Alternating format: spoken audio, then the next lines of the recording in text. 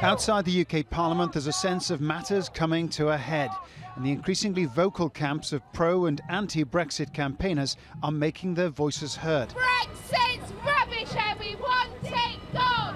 This is a constitutional crisis for the UK, pitching the government and Parliament against each other and potentially pitting Parliament against the people, or at least against that narrow majority which voted for Brexit in 2016.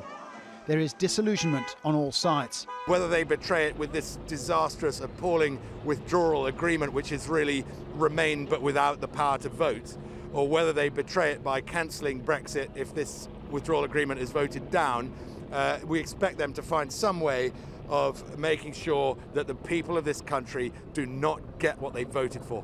I feel really anxious. I feel a bit all over the place. I'm fed up. I'm tired. I just want it to be over with. I wish it was a bad nightmare. And I wish we could be, us as citizens, could be left out of this negotiation.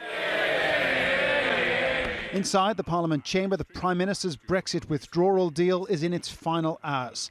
The Attorney-General opened the final session of debate with a warning that waverers are playing with people's lives. But there is no sign that Theresa May has done enough to muster the support she needs to win the closing vote. This place can't decide. We are polarised. We're in gridlock. If government, Parliament is in gridlock, you then have to take it back to the people. But the big question about a second referendum is if the result was flipped, 52-48, does that take us into any better place? Defeat will leave Theresa May needing to produce a plan B by Monday of next week. And there's the threat of the opposition Labour Party hitting her with a vote of no confidence even before that. There is a noisy, almost carnival atmosphere here at Westminster, but with rival sides chanting at each other, there's also an undercurrent of antagonism as well. Defeat for the Prime Minister this evening looks a certainty, but the scale of the damage inflicted by that remains unclear. It will depend on just how many MPs vote against her deal. And the question that nobody here appears able to answer just yet is what comes after that.